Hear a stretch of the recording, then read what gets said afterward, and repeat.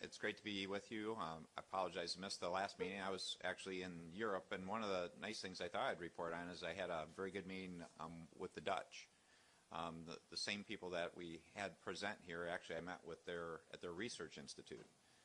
So they're very helpful in terms of sharing information about how they design their systems, how they look at questions, and they do things significantly different than we do. And it's a great way to learn in terms of more efficient systems that require less resources, actually have better water flows and such. And so I look forward to following up with that. So I've got a number of people from the state I'll be lining up, but again, particularly Mike, or if some of your people would like to be part of that, I'd like to get you on board. Same thing with the county people. So I would appreciate that. A couple other items I would mention in particular. We had a very good press conference yesterday with the mayor to really focus in on the flushing campaign.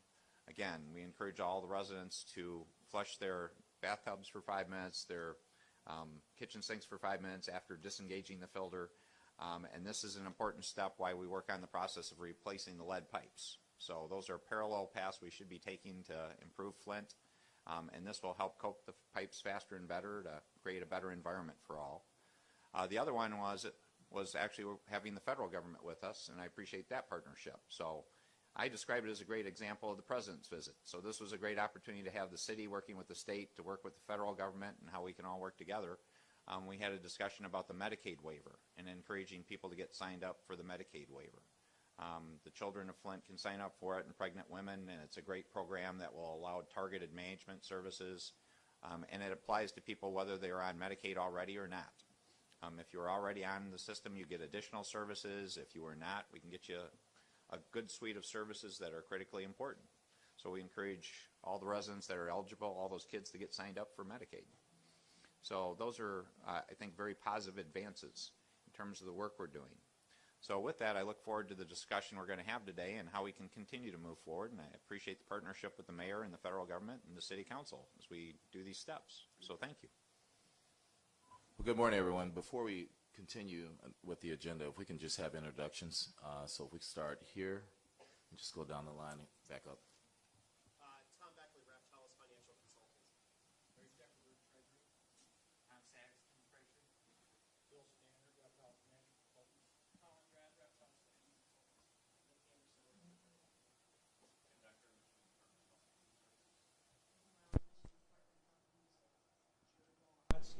Department of Health and Human Services. Good morning, Dan Lord, Department of Environmental Quality. Jason Moon, Department of Licensing and Regulatory Affairs. Sean McNamara, Wayne State University.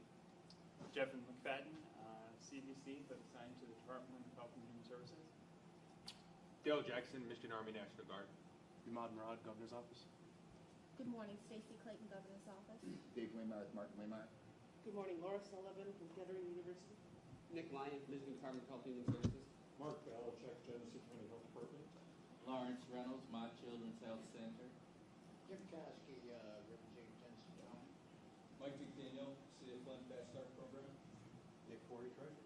Harvey Hollins, Governor's Office. Chris Galensky, Michigan State Police. Rick Snyder, Governor. Vicki Van Buren, Clinton City Council. Keith Craig, DEQ. Jamie Curtis, Genesee County Board Chair. Rich Baird, Michigan Flint. Shelley Edgerton, Laura. Kyle Grant, Michigan Department of Education. Good morning, Colonel Scott Hippico, Army National Guard. Good morning, Cheryl Thompson, Michigan Department of Health and Human Services. Garrett Britton, Michigan Department of Health and Human Services. Todd Harm, Michigan National Guard. Tom Byrne, Michigan National Guard. Jonathan Trotter, Michigan International Guard. Kevin Sylvester, Genesee County Water and Lake Services. Good morning, Paula Cunningham, State Director, AARP. Kimberly Bishop, AARP. Scott Richardson, FEMA. Sheila Lisher, Michigan Department of Health and Human Services. Michelle Dunley, Health Advisor to the Mayor. Jody Lundquist, City of Flint. Ari Adler, Governor's Office. Bryce Feitler, DEQ. George Christian, DEQ. Okay, well, thank you, everyone, and again, good morning. We see that the mayor's here. You're just right on time.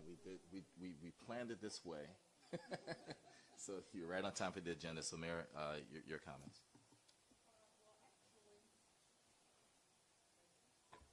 Oh, okay.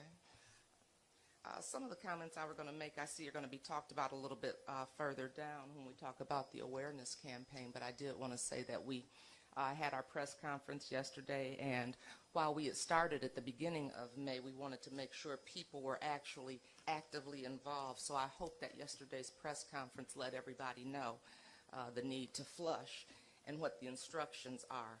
The people that have seen the commercial, I've gotten feedback already from some people, and they thought that it explained things really, really well.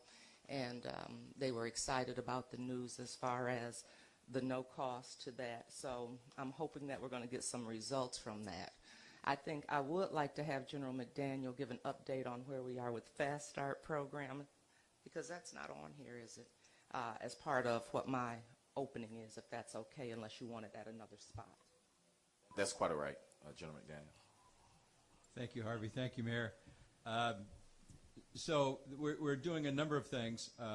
First, everyone's eagerly awaiting the RFP. It's a little more nuanced than one would expect because there are like 3 different stages really necessary. We have to have a contractor sort of assure that there's the right kind of lines that are there. So whether it's lead or lead to copper, so the first thing they have to do is dig at the curb stop, and then of course there has to be this progression to the contract, so that if they're going to replace either one side or both. So the question is whether or not we can sort of pick and say you're going to do 50 feet on either side of the curb stop as a flat sort of fee or not. And we've been working on that piece. We've also been working on the issue about getting the cost down by, there's a concern about the cost for repatching the street that was in the that came up in the pilot study, and we're looking for a way to sort of ameliorate that cost as well. At the same time, we're starting a program called the Citizen Self-Report Program, where we want to put out PSAs asking all the citizens to call in, and they'll get a number. We've been talking with Michigan 211 about, or Central Michigan 211, about using their services and how we might do that with the assistance of United Way, so that citizens will call in and just let us know without any detail on family member names or really, but just number of children in the home, number of the children under age 6, anyone with or compromised immune systems, and those the elderly, as well as asking them to sort of check their pipe by scratching or magnet, and just give us some idea what kind of lead they are, so we can at least try and validate the data a little bit further. And then finally, at the same time, we've been working on sort of creating a system to block off the entire city, so that, best case scenario, we'll be able to address in some form the entire city. So we want to look at where we've got a way to hit all the lead and galvanized lines, as well as how we can do portions of the city with the Drinking Water Revolving Fund or other potential funds, and to do so in such a way that we prioritize that in such a way that it will not hamper us or hinder or cause redundancy if we look to reconfigure the system in some way down the road. So we wouldn't be looking at transmission lines or even mains, large mains early on. We would be focusing on city mains where we've had the most main breaks, as well as where they're connected to the most number of lead or galvanized lines. So those 3 are going forward. We're as anxious and eager as anyone to have the RFP done as soon as possible, and the focus now is getting that and completed, and getting that in the DWRF before the City Council. Thank you. Thanks, General McDaniels. Chairman Curtis. Thank you. Genesee County has filled the vacancy for emergency manager. For those of you that are local, Chief Stam from Grand Blanc Township has been hired for the emergency manager top job, and I would like to bring him next meeting if I could, so I could introduce him, so everybody could put a face to the name. Yesterday, Genesee County, as required, had their annual drill simulation out at Bishop Airport. You've probably seen it in the news. So he's hit the ground running. He's well versed and very up to speed on emergency management. So it's a good fit for Genesee County. It'll be very helpful. As reported before, we have received federal funds through the state of Michigan for early Head Start through GC card. That we've ramped that up, and we have purchased vehicles so that we can go to the home and pick up the mothers and the children, take them to the doctors, get testing and everything. So That works out really well because it's very hard to transport them on public transportation. So we have done that. As reported also, we have received the same money from the state of Michigan for hot water heaters replacements. And I've asked GC Card to coordinate with Colonel McDaniel so that we don't have duplication of services, and the hot water heaters are going to be replaced as they replace the lines. And so if that's not happening, I need to know about it so I can keep that coordination together. And so we're out for RFP for that right now. So thank you. Thank you. And General McDaniel, so sometimes, I don't know how that affect in the military terms, I'm not sure if you really upset the guy or not, so you guys should talk after this.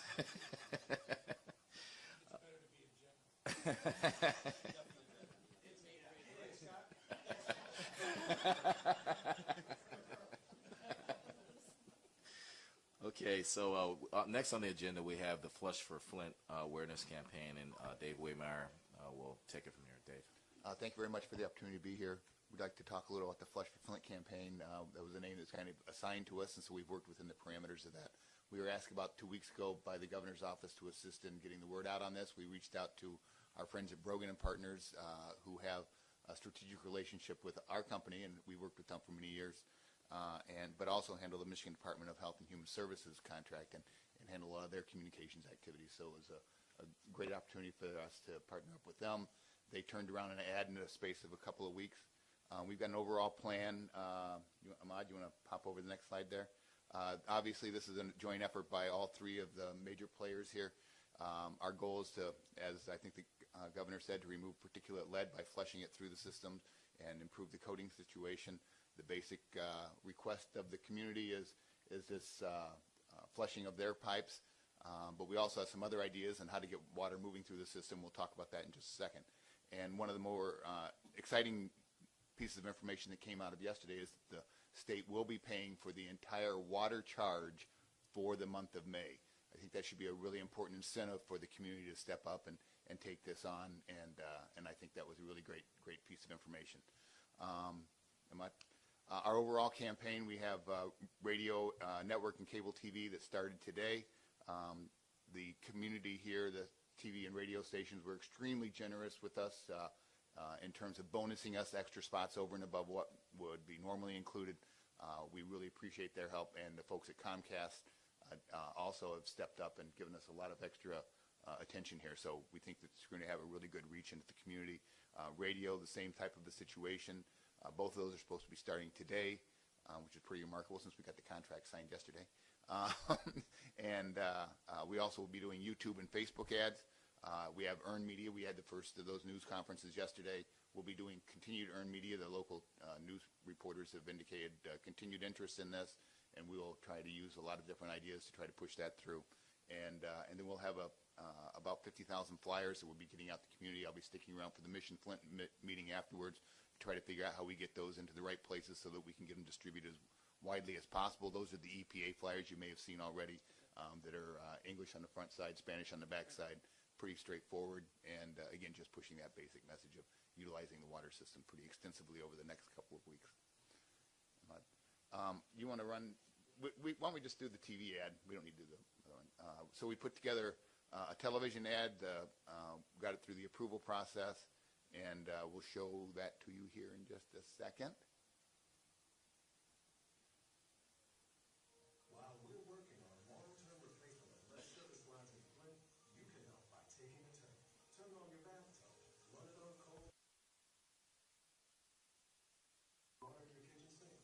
Don't forget to bypass the filter and run that water for another 5 minutes. Repeat every day for 2 weeks. The filters are working, but this will help clear and coat the pipes at no cost to you. Turn up the progress. Turn your faucets on. Learn more at helpwithflint.com. So a lot of messages slammed into a short 30-second ad, but all of them were very important, I think. And I think the folks at Brogan did a fantastic job with that. We're driving them to the Help for Flint webpage where there's additional information. Obviously, in a 30-second ad, you can't get everything in. So people that need to have more details and do have access to the internet, which we realize is not everybody, but they can get the additional information there.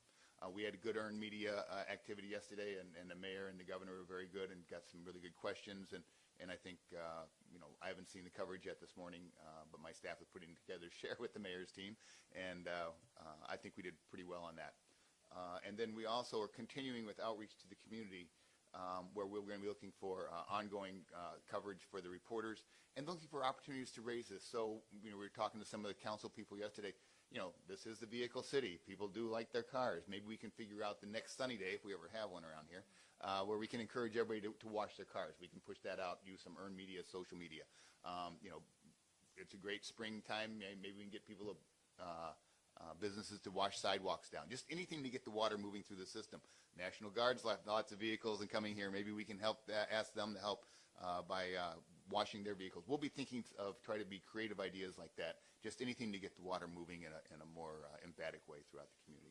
And we'll be talking to the Mission Flint folks to get other ideas from them. So we're open to any way that we can to continue to get earned media as well as get the materials out to the community. I think that's it. All right, Dave. Are there any questions or comments from Dr. Sullivan? This is really a great commercial. I like it a lot. Just so that maybe we have a common response to one of the biggest concerns that is being raised among residents, and it's based on incorrect information, but it's pretty broadly spread, and that is concerns about volatile chemicals being put into the air in people's homes when they turn on their faucets. And again, this is not accurate information, but a lot of the community is taking it as the truth. And so what I've just been saying as an idea, if you are encountering questions, is that if they have that concern, that there are things that they could do to protect themselves and still turn their faucets on full blast, such as take a hefty bag and put it over the sink when they run full blast. My point to the residents is this program is something that's going to help them. It's going to help their infrastructure and their pipes. They shouldn't deprive themselves of this help because of a perceived risk that they could do something about. Not to minimize their concerns, not to not to tell them, oh, that doesn't happen, that can't happen, because then we just turn them off. But just to sort of illustrate, there's a way you can deal with this perceived risk and still take care of your infrastructure. So I just wanted to, in case other people encounter that question, it seems like it's working with people who are afraid and aren't going to participate because they're afraid. Council Vice President? Yes, what I wanted to add, as you work on any type of communication, media ads, please be aware of trying to use caption as much as possible. We were at a meeting last night, and they showed us a presentation by another group, and right away the person that was there said, for those that can't hear, will not understand what the message is. I know you had some messages there, but there was still important information that you couldn't read unless you could hear it, and it's not going to help some members of our community. The spots are all closed captioned, Ms. Van Buren. So the spots that will be on the radio, or on the TV, excuse me, do have closed captioning on them. Okay, I appreciate that. Thank you very much. Tiffany?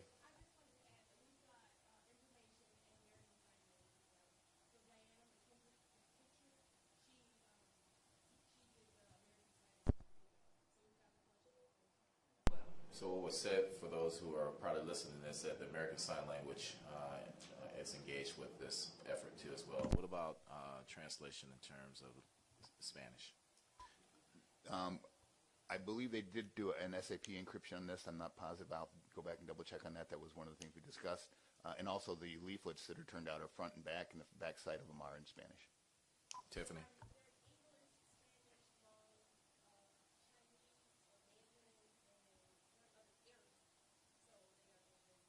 Okay, thanks. Derek?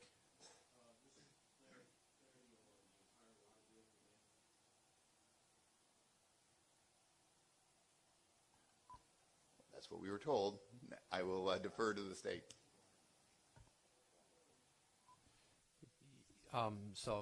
Keith Cray, DEQ Director. So we've worked with the city, and the forgivenesses is on the water side of the water bill for the month of May.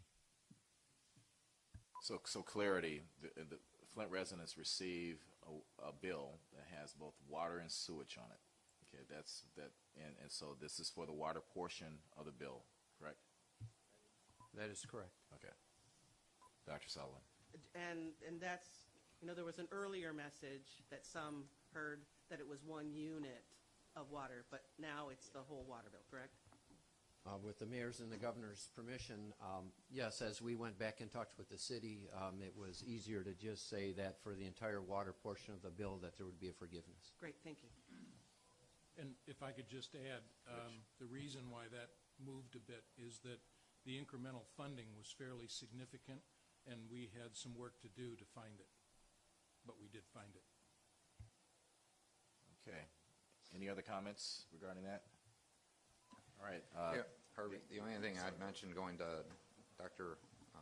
Sullivan's comments is actually Mark Durno from the EPA actually made some very good comments yesterday when he was pushed by one journalist. I'll use the term. I'm not sure what his role was. He was making a movie, I think. But he was pushing on lead particles, and I think Mark did a very good job of being strong and responding. So it might be worth actually having some discussion with Mark and the EPA about how to respond to some of those concerns, because I think there's a particular group or so that has been continuing to spread comments and statements that don't have real scientific backing that are creating a lot of issues, and it'd be great if we could get more support from the community in terms of strong responses. Dr. Sullivan, if we could, and maybe this is already being done, just right here. When that information does come in, that we make sure that we handle rumor control and we immediately push those messages out. Maybe Tiffany or others may have heard that about the volatile chemicals, but this was kind of a first for me. So maybe we can circle back to make sure that as soon as that gets out there, we're putting our own messaging out to ensure that people are aware of what the truth is versus rumor. The EPA has been trying to push back. Mark Durno has been working really hard.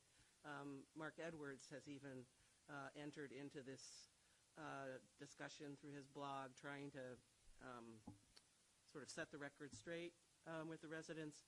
This is something that the residents are really holding tightly to and sort of investing their belief in, and so it's just going to be a matter of time. And I want to echo you, Dr. Sullivan. We've heard that too, as we talk to some residents. They're concerned about what they're breathing as well. So thanks for bringing that up today. Any other comments? Yeah, I'd just like to especially thank Tiffany Brown for all of her work trying to get this thing through. It's turning a contract like this around as quickly as we did with all the approvals and the work that had to be done was pretty remarkable, and she did a fantastic job. So thank you, Tiffany. Yay, Tiffany. All right. Okay, moving on to the next agenda item, we have a presentation on KWA, the subcommittee, and I turn it over to Nick Corey. Nick. Good morning. A couple introductory comments before we get started. First is you received yesterday and you have in front of you two packets. First is a full report on what we're going to talk about today. Oh, it's on. Okay, let me start all over again. Good morning. Just as I said, you were sent yesterday, and then you have in front of you two packages. First is a full report, which I encourage you, if you have time, to at least look at. It certainly has a lot more context, a lot more detail than what we're going to talk about today. And then you also have a copy of the slide presentation in front of you that I'll be going through in a few minutes. A lot of the numbers are hard to read up on the screen, so that's why we wanted to make sure you had a copy in front of you. Number two, let me just introduce Raftelis, the folks who did all the work. This is Tom Beckley, who's going to help answer any questions, certainly help me out here as we go through the presentation. And then the third thing before we get started, I just want to thank that although Raftelis and Treasury spent a lot of time, but also DEQ, the city and the county, I just want to thank them for their help and their input into what we have today. So with that, let's get into the show. Let me just briefly go through 4 or 5 or 10 slides, and feel free to stop me or we'll do questions at the end. On page 2, who's driving? Thank you. Just to refresh your memory, the KWA subcommittee had two broad assignments. We've talked about this before. The first is just to understand why rates are where they're, where are rates now, water rates in Flint, how come they're at their level they're at and where they're going to go, and then what we're going to do about it. And that's what we're going to talk about today. The second task is to work with the infrastructure subcommittee to explore options for Flint's ultimate water source, both the primary and backup. That's not what we're going to talk about today. That's in progress, and the two subcommittees will come back and report in the near term on that. Today, on page 3, so today we're going to talk about water rates in Flint, and we're going to address 4 questions. How do they get to the level they are now? What are driving the rates now in Flint? How do they compare to other communities? What are they going to look like going forward? And then start the discussion about what can we do to moderate future rate increases in Flint. That's the topic in the report, and that's what we're going to spend the next 10 or 15 minutes talking about. In case we don't get past page 4, here's, I think, at least what we think are the key takeaways from what we've been doing the last month or so. Let me just go through them real briefly. Rates have doubled in the last, since 2009, so the last 7 years, the last 7 years. On average, they're about, the average bill for a residential customer is $53. We'll go through the details. This isn't a forecast, but unless something changes, those rates could double again over the next 5 years. And we'll go through the details of why that is. Again, the difference between a forecast and what we're doing here is a forecast is if nothing changes. If the costs stay the same, there's no outside help, rates are going to double. But we're going to talk about things we could do to reduce that growth. Third key takeaway is rates are, as we know, are higher than Flint. We took a peer group. We'll talk about that peer group. But if you take a peer group and you compare it, in Flint they're 3 times higher than an average water system for an urban area. Now, why are they high relative to others? We're going to go through some of the details. But there's a list of issues. There's no single bullet here. But certainly running a treatment plant and buying wholesale water is adding cost to the system. There are higher transfers to the general fund from the water fund than other comparable systems that we looked at. A big issue here is what we all know. This water system, the distribution system was set for 200,000 people. There are much fewer than that. We'll go through that now. So the system is overbuilt for the population that's required, and because of the lack of maintenance over the last few years, its operation is much less than other peers. We'll get through that in a minute. For example, we're going to talk about this, something called non-revenue water, which is just the water that's bought by the city on a wholesale and actually billed. Only about 50% that's actually bought on from the wholesale. On the wholesale level is actually billed to customers, about 50%. We'll get into that. The average peer utility is 15%. So that's a large part of leakage and other things that are going on. So it's a big system that's not well maintained, and as I said, in a higher proportion of what we'll call non-revenue water. So those are the high levels of why Flint rates are higher than others. We'll get into the details. Another important point is that even at $53 the average bill, rates are not sufficient to support the cost of the system. In fact, in 2017, they're dramatically below what's necessary to fund the cost of the system. In other words, there's a large deficit. And then finally, the last bullet, which is what we'll talk about today, but we need to continue to explore, is how do we bring that trend of higher rates down? What can we do on the operational side? What can we do on the water supply side? What can we do on finding non-city ways to fund infrastructure investments that aren't embedded in that forecast of 110? Because right now, we're just saying we're only including in the forecast the known and measurables. So there are ways to bring that slope down. So that's the key takeaways of the whole. Let me just go through a couple of slides. If we go to slide 5, and I'll go through these quick. This is just data to support the 6 or 7 points we just made. Page 5 just shows the average household bill. Again, this shows that it's at $54 in 2016. The important point here is that from this slide, at least what I take away, is that for many years, rates were flat. The average bill was flat from 2005 to 2009. Even though costs were increasing 6 to 7 or 8% each year. So you were building up a gap, and essentially the water system was running down a prior reserve. So they started with a reserve. They had an operating deficit during those years. Rates weren't going up, but costs were, so they were eating reserves.